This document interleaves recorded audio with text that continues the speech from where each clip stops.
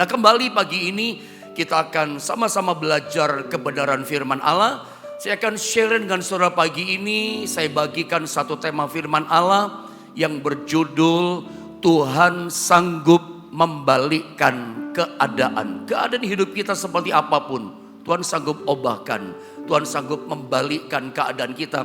Seperti ibaratnya membalik telapak tangan. Itu kuasa Tuhan. Kita baca ayatnya saudara ya. Keluaran pasal yang ke-13 ayat 20 sampai 23. Saya baca ayat yang ke-20, saudara 21, dua-duanya sama-sama ya. Masing-masing kita membaca satu ayat, saya 20, saudara 21, dua-dua sama-sama. Begini kata firman Allah ayat 20. Demikianlah mereka berangkat dari Sukot dan berkemah di Etam, di tepi padang gurun. 21 teruskan saudara. Tuhan berjalan di depan mereka pada siang hari dalam tiang awan untuk menuntun mereka di jalan, dan pada waktu malam dalam tiang api untuk menerangi mereka, sehingga mereka dapat berjalan siang dan malam. Ayat 22, mari bersama-sama kita membacanya 1, 2, dan 3. Dengan tidak beralih tiang awan itu tetap ada pada siang hari, dan tiang api pada waktu malam di depan bangsa itu. Bapak Ibu Saudara dikasih Tuhan, ini kisah tentang perjalanan bangsa Israel. Kita tahu sejarahnya dengan pasti. Ketika Tuhan bawa bangsa ini, umat Allah ini keluar dari tanah Mesir, tujuan janjinya Tuhan adalah dibawanya ke tanah Kanaan. Tanah yang diberkati Tuhan, itu yang Tuhan janjikan sediakan buat umatnya bangsa Israel. Tetapi rupanya sebelum mereka keluar dari tanah Mesir, sebelum mereka menikmati tanah Kanaan, tanah yang diberkati itu, Tuhan bawa dulu mereka melalui tempat yang namanya padang gurun. Saya suka ajarkan sama saudara, Israel itu pernah tinggal di 3 tempat. Tanah yang pertama, tanah yang pertama itu padang gurun, Mesir. Tanah yang kedua itu padang gurun. Nanti tanah yang ketiga itu tanah yang sangat diberkati Tuhan. Tetapi sebelum mereka menginjak tanah yang diberkati Tuhan, Tuhan izinkan mereka melewati yang namanya tanah atau tempat yang namanya padang gurun. Saudara, saya cuma sekedar mengingatkan ya buat kita. Israel jasmani yang melewati padang gurun itu gambaran kita gereja Tuhan, orang-orang percaya, kita semua itu digambarkan sebagai Israel rohani. 1 Korintus pasal 10 secara khusus tercatat di ayat yang ke-11 bahwa perjalanan bangsa Israel di tanah padang gurun, semua yang mereka alami di padang gurun, semua yang mereka hadapi yang terjadi menimpa mereka, itu dikatakan juga akan terjadi sama kita. 1 Korintus 10:11 dikatakan begini, saya baca sedikit saja, sebentar saja. Semuanya ini telah menimpa mereka, umat Allah yang ada di padang gurun, sebagai contoh. Contoh buat siapa? Buat kita dong. Dan dituliskan untuk apa? Untuk menjadi peringatan bagi kita yang hidup pada waktu dikatakan apa? Di mana zaman akhir telah tiba. Situasi kita zaman akhir zaman. Perjalanan bangsa Israel dituliskan itu bukan sekedar sembarangan, tapi dituliskannya sebagai contoh pelajaran buat kita. Untuk apa? Buat kita gereja Tuhan yang hidup di akhir zaman. Perjalanannya mereka di padang gurun itu juga jadi perjalanannya kita. Jadi lewat poin pada bagian titik ini, saya cuma ingatkan loh saudara ya, bahwa perjalanan Israel sebagai umat Allah di padang gurun itu juga jadi perjalanan kita. Jadi jangan kaget. Kalau Israel hadapi padang gurun, jangan terkejut, jangan syok. Kalau kita pun perjalanan di dunia ini sama suasananya. Orang percaya gereja Tuhan, suasana fenomena yang kita alami sama di padang gurun. Anda jangan ciut dulu nyalinya.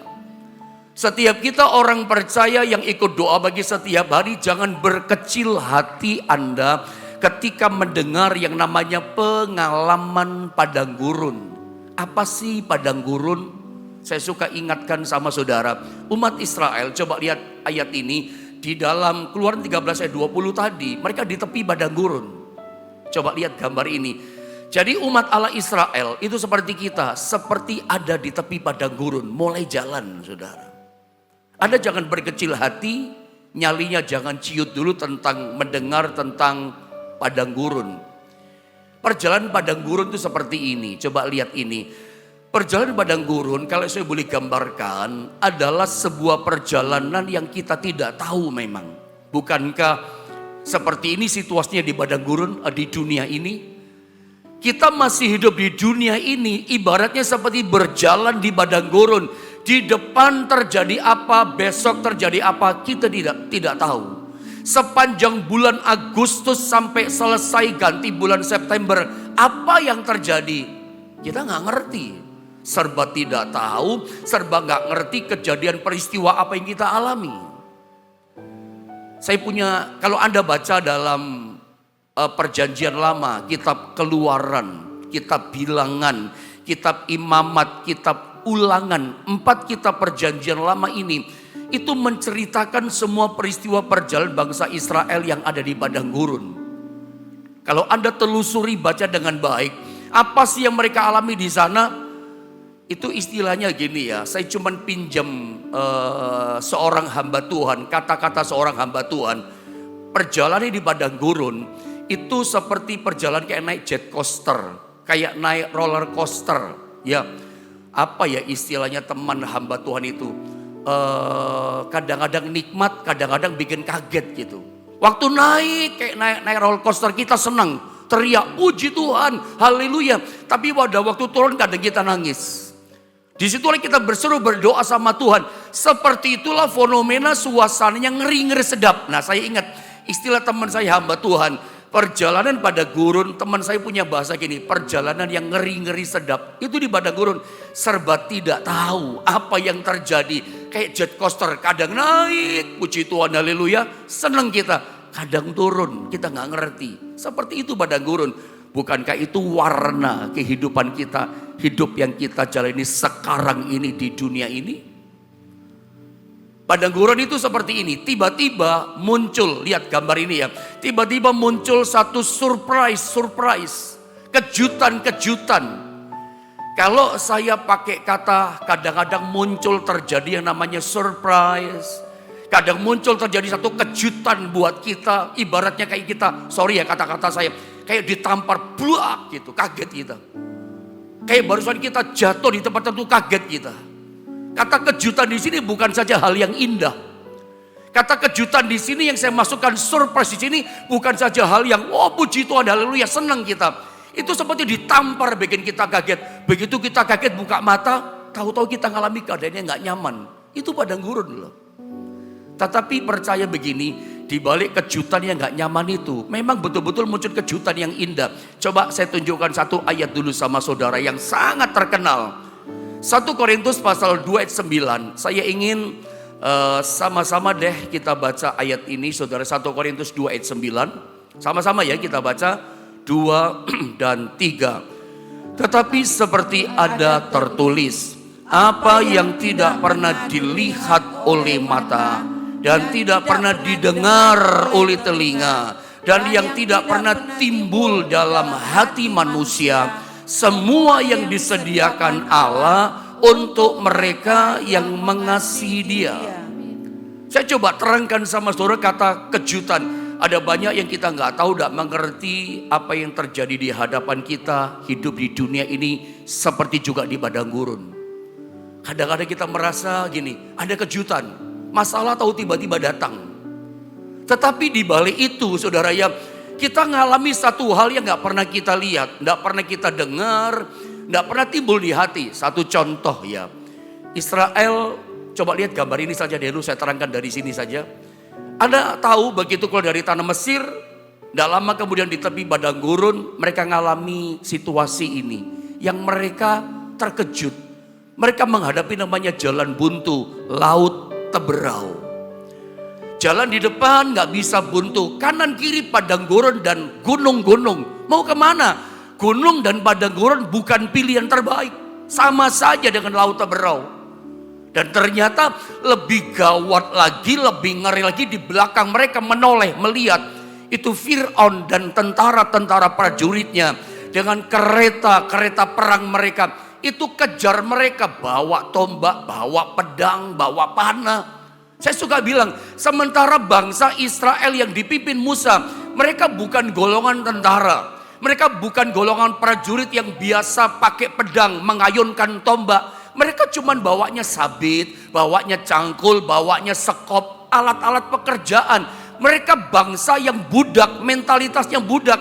Kerja, dan kerja. Tidak biasa perang. Dan tidak punya nyali keberanian berperang. Head to head nggak berani gitu. Makanya begitu mereka menoleh ke belakang, melihat Fir'aun dengan kereta perang, prajurit yang begitu banyak, bawa pedang, bawa tombak dan panah. Ngeri mereka, takut mereka, nyali mereka jadi ciut. Mereka teriak sama Musa, mati kita Musa. Mereka ketakutan. Alkitab katakan Musa berseru berdoa kepada Tuhan. Itu jalan buntu. Itu kayak gini loh, baru jalan di padang gurun saudara ya, tiba-tiba kayak ditampar, burak, mereka kaget, ngalami masalah yang besar. Jalan buntu, seperti telur di ujung tanduk. Kaget mereka, kayak naik jet coaster. Begitu turun hidup mereka. Tapi lihat, saat Musa berdoa, Tuhan jawab. Tuhan berkata begini, Musa, ulurkan tongkatmu, belah itu laut Teberau. Terbelah jadi dua.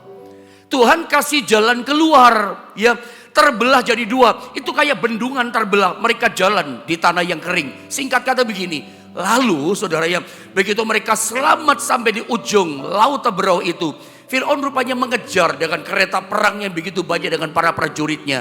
Tiba-tiba Tuhan berkata gini, Musa, ulurkan tongkatmu di laut Teberau. Itu bendungan terbalik sekarang, menutup itu semua Fir'aun dan prajuritnya. Tenggelam di laut Teberau, ditimbun sama Tuhan, sengaja ditenggelamkan sama Tuhan. Itu surprise loh, itu kejutan. Saya boleh bilang sama saudara begini, itu mujizat, itu nggak pernah mereka alami. Saya katakan gini, seumur hidup mereka, baru itulah pertama kali mereka mengalami mujizat. Dan mujizatnya spektakuler. Sebagai manusia, seumur hidup mereka, mereka belum pernah lihat, belum pernah dengar. Harapan timbul di hati pun tidak terpikirkan. Ini mujizatnya melebihi yang mereka pikirkan. Ini yang Tuhan bikin, yang Tuhan buat acaranya buat mereka. Itu melebihi ekspektasi mereka yang mereka harapkan gitu loh. Situasi yang ngeri, masalah yang berat yang mengejutkan mereka, bikin kaget mereka. Itu seperti Tuhan balikkan, dibalik seperti membalik telapak tangan. Saya sengaja kasih judul firman Allah ini, Tuhan sanggup membalikkan keadaan. Yang harusnya saya mungkin gak berani berkata 99,9% mereka kalah. Bagi saya, kalau kita baca ayat ini, harusnya 100% mereka mati binasa, dibunuh tentara Fir'aun. Harusnya 100% mereka pasti mati dan kalah. Tidak ada harapan, 1% pun kalau saya baca dengan teliti, nggak ada harapan jalan keluar, buntu semua. Tapi saat buntu tidak ada jalan, totalitas buntu, Tuhan balik keadaan itu. 100% harusnya kalah, sekarang kita lihat 100% malah menang. Harusnya kan yang menang Mesir, Fir'aun dan tentaranya 100% pasti menang. Mereka prajurit kok, mereka bawa pedang, bawa panah, bawa tombak, 100% harusnya menang. Gol menang sampai tujuan, tapi kalah tuh. Tuhan balik keadaan. Dan Tuhan itu jagonya begini tuh. Tuhan itu spesialisasinya adalah membalik keadaan hidup kita. Nasib kita pun Tuhan bisa balik. Kesulitan pun kita Tuhan sanggup membalikkannya. Dia jago membalik keadaan hidup kita. Sanggup dia. Anda belajar dari kisah ini. Tertutup tidak ada jalan. 100% harusnya kalah. Tapi menang tuh. Tuhan kalau turun tangan, tidak ada yang bisa lawan. Saya ulang saudara ya. Makanya berserulah kepada Tuhan, berdoa minta tolong. Dan kalau Tuhan sudah turun tangan, tidak ada kuasa apapun di dunia ini bisa melawan kekuatan Tuhan. Yang tertutup sekalipun pasti terbuka. Nanti begitu dari kisah ini saudara ya, mereka ngalami namanya tidak ada air. Sebab dari peristiwa ini saudara ya, mereka itu kehausan. Tapi sebelum saya tunjukkan kisah ini, ada satu ayat yang saya mau tunjukkan jadi rema buat setiap kita. Efesus pasal 3 ayat 20. Inilah Tuhan kita. Saya baca ya, Efesus 3 ayat 20, perhatikan baik-baik. Dikatakan begini, bagi dialah, kata firman Allah, bagi Tuhanlah, apa saudara, yang dapat melakukan jauh lebih banyak, jauh lebih besar, jauh lebih banyak, jauh lebih dahsyat daripada yang kita doakan atau pikirkan dalam hati pikiran kita. Seperti dikatakan yang ternyata dari kuasa yang bekerja di dalam kita. Lihat, kalau Tuhan bekerja, kalau Tuhan turun tangan, saya nggak ada lawan katanya. Nggak ada lawan. Nggak ada lawan, nggak ada yang bisa lawan, ada. Kalau kita bagi dialah yang dapat melakukan jauh lebih banyak, jauh lebih dahsyat, jauh lebih besar dari kita doakan, dari kita minta, kita pikirkan. Melebihi pemikiran kita. Tuhan itu kalau turun tangan, sudahlah. Tuhan itu kalau turun tangan, ya menjawab doamu, itu jawabannya Tuhan. Turun tangannya, kuasanya bekerja. Alkitab yang katakan melebihi doa yang kita minta. Merinding saya ngomongnya saudara ya. Melebihi yang Anda pikirkan loh. Tidak ada lawan dia. Dia sanggup membalikkan keadaan kita. Dibutuhkan percaya, iman seperti Musa. Semua takut, Musa percaya. Berseru dia kepada Tuhan. Bukti dia percaya, dia berseru. Berkata-kata minta tolong pada Tuhan. Dan hasilnya apa? Tuhan turun tangan. Melebihi doa mereka, melebihi pemikiran mereka, melebihi permintaan mereka. Terbelah itu laut Teberau. Ini kan belum pernah terjadi dalam sepanjang sejarah abad manusia sampai hari ini. Mujizat yang besar dibalikkan keadaan. Harusnya kalah jadi menang. Siapa di antara saudara pagi ini yang mengalami masalah yang seperti bangsa Israel yang berjalan di padang gurun? Jalannya buntu semua Bapak Ibu Saudara. 100% kayaknya kalah. 100% kayaknya gak ada harapan gitu loh. Totalitas buntu. Jadi caranya berseru sama Tuhan. Anda mesti percaya dia sanggup membalikkan keadaan kita. Cepat lambat dia buat itu. Kalau dia lakukan gak ada lawannya. Fir'aun pun kalah. Dan sejak saat itulah musuhnya ditenggelamkan, gak kelihatan lagi. Sampai akar-akarnya dibabat sama Tuhan. Dia sanggup lakukan itu. Nah, setelah mereka mengalami kemenangan itu yang Tuhan buat, tenggelam Fir'aun dan prajuritnya, laut terbelah, lalu mereka berjalan. Saya tulis begini, umat Israel mereka sangat bersuka cita. Mereka menyanyi bersuka cita. 3 hari, 3 malam mereka menari-nari. Ini tarian dan pujian kolosal. 2-3 juta orang. Miriam yang pimpin di usia 80 tahun. Dia pakai tamborin menari-nari memuji Tuhan. Ini gegap gempita ya. 2-3 juta orang memuji Tuhan. Bergetar tuh bumi dengan pujian mereka. Semangat. 3 hari bisa nyanyi memuji Tuhan gak capek-capeknya. Tapi kita lihat ya. Tapi di tengah-tengah 3 hari mereka bersuka cita. Baru ngalami berkat mujizat yang besar. Padang gurun tuh seperti itu. Gak disangka-sangka ada kejutan lagi di depan. Apa kejutannya? Tidak dapat air. Tidak ketemu air untuk minum. Jangankan mandi, untuk minum tidak ada. Sudahlah, di padang gurun panas, gak ada air, pasti haus. Tapi kita lihat di sini saudara ya. Dan mereka tidak mendapat air. Dan mendapat airnya di Mara. Mara artinya pahit. Nanti kalau saudara baca Keluaran pasal 15 ayat 22 sampai 27. Ketika mereka berlari itu mencedok itu air yang ada di Mara. Saya yakin kolamnya besar. Kalau Anda pernah tur Holy Land, kita menemukan mata air di Mara. Itu kecil ya, sumur kecil. Pada waktu itu bukan sekecil itu mungkin penyempitan kerak bumi kali bahasanya begitu kira-kira. Tetapi sesungguhnya saya yakin kolam itu, mata air itu besar. Yang minum 2-3 juta orang masalahnya. Bukan 10 orang saudara. 3 juta orang itu besar, tapi sayangnya pahit airnya. Mereka teriak-teriak, kami mati, kami kehausan Musa. Lagi-lagi Musa berdoa jalan keluarnya. Berseru kepada Tuhan. Tuhan tunjukkan jalannya. Musa, lihat itu sepotong kayu. Sekarang lempar ke dalam air yang pahit itu. Dilempar sama Musa. Berbalik keadaannya. Tuhan tuh jagonya membalikkan keadaan. Kehausan, air yang pahit, pengalaman yang pahit juga itu gak ada air. Tuhan ubah, mereka minum. Airnya jadi manis. Meskipun sekarang 2024 zamannya zaman serba canggih, zamannya zaman digital gitu, zamannya zaman yang milenial yang luar biasa. Tapi menurut saya belum ada satu alat pun yang sanggup merubah air yang pahit berubah jadi manis. Pahit sekalipun kalau dikasih gula ya nggak enak, saudara. Ini kan ditambah, ini dirubah hanya dengan sepotong kayu. Tidak ada mesin apapun yang ditemukan manusia merubah pahit jadi manis. Tapi Tuhan bisa loh. Dia spesialisasinya ya, dia itu jagonya gitu loh. Merubah, membalikkan keadaan. Siapa di antara Bapak Ibu Saudara yang pagi ini, hari yang kamu jalani seperti di padang gurun. Saya ngalami hidup yang pahit Pak Pendeta. Rumah tangga saya ngalami kepahitan, hubungan suami istri. Ekonomi kami ngalami kepahitan, kami bangkrut. Dulu omsetnya besar, sekarang sepi Pak Pendeta dagangannya.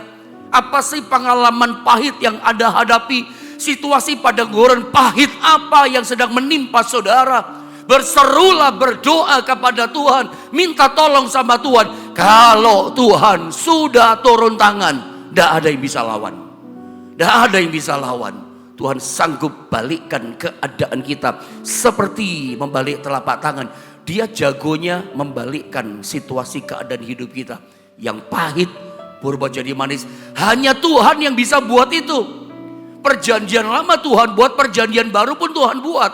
Atas sebuah perkawinan di Kana Galilea. Yang lagi bikin pesta ucapan syukur kehabisan air anggur. Itu aib, itu pengalaman pahit, aib yang memalukan sekali. Lagi hajatan, lagi bikin pesta, air anggur udah ada. Harus ada air anggur, konteks orang Israel bikin pesta. Apalagi pesta pernikahan. Gambarnya air anggur sukacita harus ada. Itu kehabisan, itu pengalaman pahit, aib yang memalukan. Tapi Yesus diundang ada di situ. Ada tahu bagaimana caranya supaya keadaan kita bisa dibalikkan keadaannya? Pengalaman yang pahit yang gak menyenangkan dibalikkan jadi manis. Ada mesti undang Tuhan hadir dalam rumah tanggamu. Engkau mesti undang hadir Tuhan dalam hidup setiap kita. Tuhan selalu terlibat, ada beserta dengan hidup kita, di pihak kita. Undang dia di pekerjaanmu. Libatkan dia sebagai mitra kerja bisnis saudara. Dia pemiliknya, dia tuan dari segala tuan dalam kehidupan kita.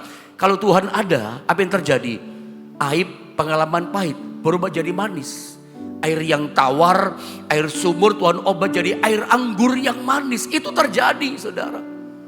Siapapun di antara saudara yang mengalami pengalaman yang pahit, Tuhan sanggup balikan keadaan saudara. Dan itu terjadi pada bangsa Israel. Selalu ada kejutan, ada surprise. Walaupun surprise-nya memang rasanya awalnya enggak. Baru ngalami kemenangan, kaget lagi. Saya kasih contoh yang mungkin lebih jelas. Pengalaman Yusuf. Ketika menjadi raja muda di Mesir. Ada saya suka ajarkan sama saudara ya. Sebelum dia hidupnya manis sekali. Indah hidupnya Yusuf. Happy ending. Hidup seorang Yusuf, anak muda bernama Yusuf. Itu finishing well. Dia berakhir dengan sangat luar biasa. Memelihara keluarganya, ayah dan kakaknya, memelihara bangsa Mesir, bahkan pelihara bangsa-bangsa di dunia. Finishing well hidupnya indah manis sekali. Tapi tahukah Anda, sebelum dia mengalami satu kemanisan yang diubah sama Tuhan, dimulai dia dijatuhkan di dalam sumur yang tidak ada airnya. Pengalaman yang pahit dibuang dalam sumur. Meskipun sumurnya tidak ada air, kedebuk jatuh sakit juga. Teriak-teriak minta tolong sama kokonya, kakaknya, gak digubris. Ada hubungan saudara kandung. Kakak mesti jaga adik, lindungi. Tapi enggak. Pengalaman sumur yang menyakitkan, disakiti oleh kakaknya. Enggak cukup itu. Kemudian ceritanya dijual jadi budak di Mesir. Jadi budak, itu gak ada harapan. Madesu, masa depan suram. Madelap, masa depan gelap. Apa diharapkan seorang budak? Gak ada kemerdekaan, dia gak punya hak. Dah lama kemudian dia jadi budak elit, istilah saya budak elit. Karena dia dipercayakan oleh tuannya bernama Potifar menjadi direktur perusahaan yang dimiliki sama Potifar. Sebentar saja dia ngalami itu. Baru saja jadi direktur, baru saja nasibnya diangkat sama Tuhan. Ada kejutan lagi. Seperti saya katakan tadi, kejutan ini bukan cuma indah loh. Kadang seperti kayak ditampar, bluak. Kadang seperti jatuh dari ketinggian kayak red concert, bluak, kita kaget. Begitu kita buka mata, Yusuf masuk dalam penjara. Bikin kaget kan. Baru naik, turun dia. Difitnah sama istri tuannya, istri Potifar. Dia memperkosa aku, kata istri Potifar. Masuk jadi narapidana di penjara. Begitu dia buka mata, kaget, terkejut dia. Nah, baru enak, sekarang pahit lagi. Tapi dari penjara itulah hidup Yusuf diangkat jadi seorang raja muda atau orang ternama setelah Fir'aun di tanah Mesir. Saudara, dari dibuang di sumur sampai jadi budak. Tapi kita lihatlah pada waktunya Tuhan, kehidupan Yusuf dibalik keadaannya. Apa sih yang mau saya sampaikan sama saudara? Saudara jangan terhalang, imanmu jangan mudah mati, atau percaya perjalanan iman saudara mudah dihentikan dengan situasi yang terjadi di depan matamu hari ini. Kesulitan boleh ada sekarang. Mungkin kita sedang mengalami perjalanan padang gurun yang sedang pahit. Jangan berhenti iman saudara. Tetap berseru, tetap berdoa, tetap andalkan Tuhan. Jangan kehilangan imanmu. Yusuf tidak pernah kehilangan iman. Dan kita lihat pada waktunya Tuhan balikkan keadaan. Saya ulang, Tuhan itu jagonya spesialisasi memang membalikkan keadaan. Makanya jangan hilang harapan, jangan hilang imanmu. Dan kita lihat Yusuf pada waktunya diangkat jadi seorang yang ternama di tanah Mesir. Dari kisah-kisah ini, inilah kisah padang gurun. Saya tambah lagi sebuah kisah yang terjadi pada janda Sarfat di Sidon. Sama, pengalaman janda Sarfat sama dengan pengalaman kita. Kadang-kadang bikin terkejut, bikin kaget. Kalau saya baca di ayat ini, coba 1 Raja pasal 17 ayat 20-21. Saya baca ya, perhatikan baik-baik. Sesudah itu ia berseru kepada Tuhan. Katanya, Elia ini yang berseru sama Tuhan. Ya Tuhan Allahku. Apa kata Elia? Apakah engkau menimpakan kemalangan ini atas janda ini juga, janda Sarfat, yang menerima aku, yang memelihara Elia di rumahnya sebagai penumpang dengan membunuh anaknya. Terus ya, lalu ia mengunjurkan badannya di atas anak itu 3 kali dan berseru kepada Tuhan, katanya, ya Tuhan Allahku, pulangkanlah kiranya nyawa anak ini ke dalam tubuhnya. Nanti Anda baca turun ke bawah, anak ini yang mati hidup kembali. Tuhan balikkan lagi keadaannya. Tapi yang saya maksudkan tujuan menyampaikan ayat ini, saudara, pengalaman janda Sarfat ini pengalaman padang gurun, pengalaman kita juga gitu loh. Ini juga menjadi perjalanan kehidupan setiap kita juga. Ada banyak kejutan, ada banyak kita yang nggak tahu terjadi apa, tapi tetap percaya sama Tuhan. Inilah padang gurun, ngeri-ngeri sedap. Inilah padang gurun di hidup di dunia ini. Ada banyak kejutan terjadi, baru enak. Jadi kisah tentang janda Sarfat di Sidon itu bukan melulu tentang segenggam tepung sedikit dan minyak dalam buli-buli yang tidak pernah habis. Janda ini ngalami anaknya mati. Anak satu-satunya mati. Tetapi memang saya bagi satu rema sama saudara. Satu pewahyuan di 1 Raja 17 ayat 14. Saya baca dulu ayat ini ya. Perhatikan. Sebab beginilah firman Tuhan Allah Israel. Lihat. Tepung dalam tempayan itu tidak akan habis. Dan minyak dalam buli-buli itu pun tidak akan berkurang.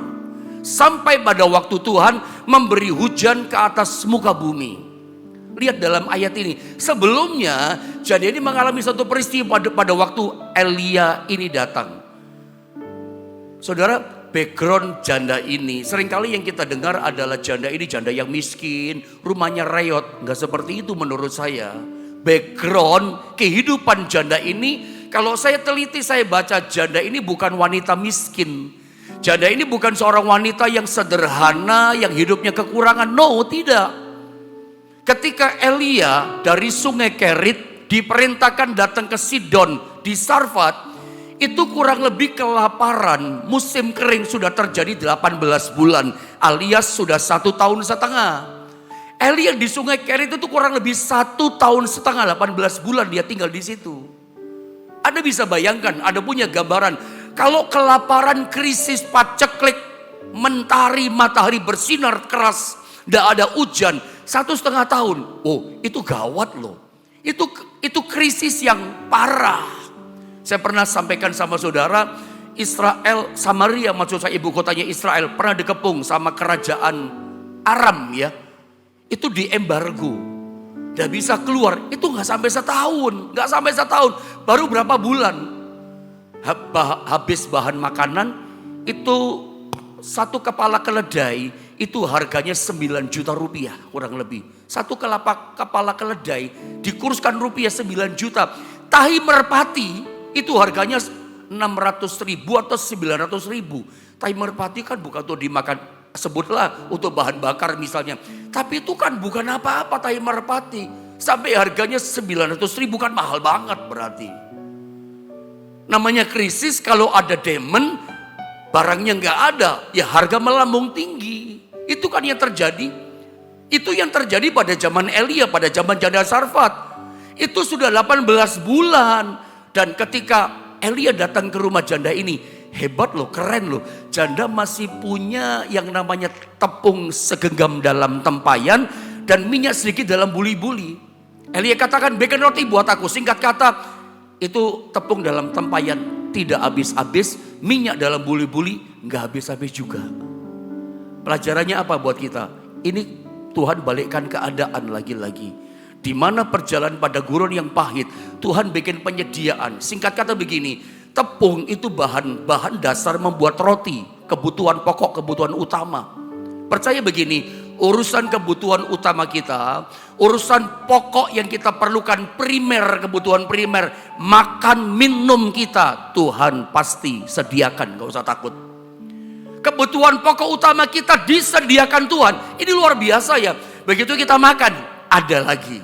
Begitu kita minum, disediakan lagi. Tidak ada habisnya, terus menerus sampai musim kering selesai. Jadi jangan takut hadapi krisis kesulitan. Kalau ada hidup beriman pada Tuhan, Tuhan sanggup membalikan keadaan itu. Disediakan sampai namanya minyak dalam buli-buli, dipakai goreng itu roti. Tidak habis, ada lagi. Dipakai, ada lagi. Anda ngerti ya, minyak dalam buli-buli. Kalau tepung dalam tempayan itu kebutuhan pokok makan minum kita. Tapi kalau minyak dalam buli-buli itu bicara apa? Itu bicara uang, itu bicara harta. Ingat kisah tentang janda yang ditinggal mati sama nabi ya. Janda yang ditinggal mati suaminya seorang nabi yang meninggalkan banyak hutang. Bagaimana janda ini membayar hutangnya? Lewat minyak yang dia punya. Elisa katakan, pinjam buli-buli. Tempayan jangan terlalu sedikit, tuang di situ. Selesai, singkat kata, Elisa katakan jual minyak itu, dijual jadi uang. Dan uangnya itu kata Elisa bayar hutangmu. Dan sisanya belikan bahan makanan untuk hidupmu dan anak-anakmu. Coba saudara ya. Minyak ini bicara apa? Makanya ada istilah yang namanya emas hitam. Emas hitam itu adalah minyak ini. Jadi minyak dalam buli-buli bicara uang. Bicara tabungan di rekening bank saudara. Bicara aset. Bicara harta benda. Coba Anda pikirkan, saya pernah sentil ini sama saudara. Coba Anda bayangkan kalau Anda punya uang di rekening bank. Anda ambil 200 ribu. Begitu Anda cek, datang lagi masuk. Ada transferan 250 ribu atau 300 ribu. Nggak habis, malah nambah. Anda bayangkan kalau ada berkat seperti ini ya. Minyak dalam buli-buli kita seperti ini. Rekening uang di bank saudara seperti ini. Dia ambil, ada lagi. Kita pakai beli kebutuhan, disediakan berkat lagi. Tapi saya percaya ini satu gambaran. Jangan takut dengan krisis, jangan takut dengan kesukaran. Tuhan kita, Tuhan yang sanggup memelihara kebutuhan pokok utama kita. Sampai keperluan kita hari-hari kita perlukan. Dia menyediakan. Tidak ada habisnya rezeki berkat Tuhan buat setiap kita. Hari ini saya tidak mengerti apa kepahitan hidup saudara. Apa padang gurun saudara. Kadang inilah pengalaman kita. Ada kejutan yang kita nggak tahu. Baru menang hadapi masalah. Jadi jangan mengeluh ya. Inilah kekristenan ikut Tuhan. Seperti di padang gurun. Seperti di dunia ini. Jadi jangan pernah mengeluh. Kemarin menang kok sekarang ngalami gini. Memang itulah kehidupan. Dan bukan cuma Anda. Orang dunia ngalami yang sama. Kita hidup di padang gurun yang sama. Bedanya kita punya Tuhan yang sanggup membalikkan keadaan kita. Saya yakin kalau Anda mengerti firman Allah ini, saya jamin Anda tidak ngomel lagi. Tidak ada yang ngomong, saya kok ngalami ini ya, kok ngalami ini lagi. Ada kalau percaya, apa yang kau alami mau kepahitan, Tuhan sanggup balikkan keadaan. Jangan ngomel, jangan bersungut-sungut. Percaya, berseru, pakai iman. Berseru seperti Musa, Tuhan akan balikkan keadaan. Saya doa pagi ini, kemenangan besar, berkat besar, mujizat besar terjadi atas hidup saudara.